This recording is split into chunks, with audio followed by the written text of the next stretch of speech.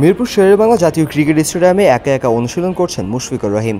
বল হাতে thrower, bat হাতে মুশফিক, একের পর এক বল মাঠের বাইরে পাঠাচ্ছেন তিনি। করছেন পাওয়ার হিটিং প্র্যাকটিস। মাঝে মাঝে স্ট্রোয়ারকে বলের জায়গা দেখিয়ে দিচ্ছেন, আবারও কোথায় ভুল হলেও নিজেই বুঝিয়ে দিচ্ছেন। এমন মনোযোগে মুশফিককে দেখে বোঝা যাচ্ছে তিনি কিছু একটা বিশেষ প্রস্তুতি নিচ্ছেন।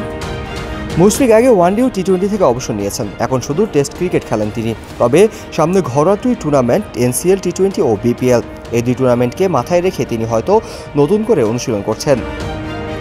এদিকে জাতীয় দলের খেলোয়াড়রা এই সময় ব্যাটিং কোচ জুলিয়ান উডের সঙ্গে পাওয়ার হিটিং প্র্যাকটিস করছেন, কিন্তু মুশফিক সে দলে নেই। তিনি নিজেই নিজের মতো করে অনুশীলন চালিয়ে যাচ্ছেন। সম্ভবত জুলিয়ান উডের সঙ্গে কাজ করতে না পারার একটি আক্ষেপ আছে তার মনে, তবুও সেটিকে পিছনে ফেলে নিজের মতো করে চেষ্টা করে যাচ্ছেন মুশফিক। বাংলাদেশের ক্রিকেটে মুশফিকুর রহিম সবসময় দায়িত্বশীল ও পরিশ্রমী একজন খেলোয়াড় হিসেবে পরিচিত।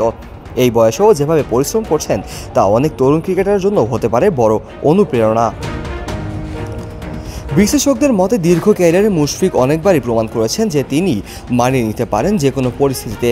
এবার হয়তো সেটাই করতে চাইছেন, যদিও বয়স তার পক্ষে নয়। তবুও মুশফিকের ফিটনেস, মানসিক দৃঢ়তা এবং আত্মপ্রত্যয় এখনও অনেক তরুণ খেলোয়াড়দের জন্যই উদাহরণ। এখন দেখার বিষয় শেষ পর্যন্ত এনসিএল, টি-20 এবং বিপিএলে কেমন পারফরমেন্স করেন মুশফিকুর রহিম। সেটাই বলে দিবে এই একাকী ঘাম জড়ানোর ফল কতটা কার্যকর হয়েছে। তবে এখন বলা যায় ক্রিকেটের প্রতি মুশফিকুর রহিমের নিবেদন এখনও অবিচল। আর এ কারণে হয়তো বাংলাদেশের ক্রিকেটের ইতিহাসে তিনি আজও অন্যতম নির্ভরযোগ্য নাম, mister dependable. Kazi Mohammad Arafat, on field.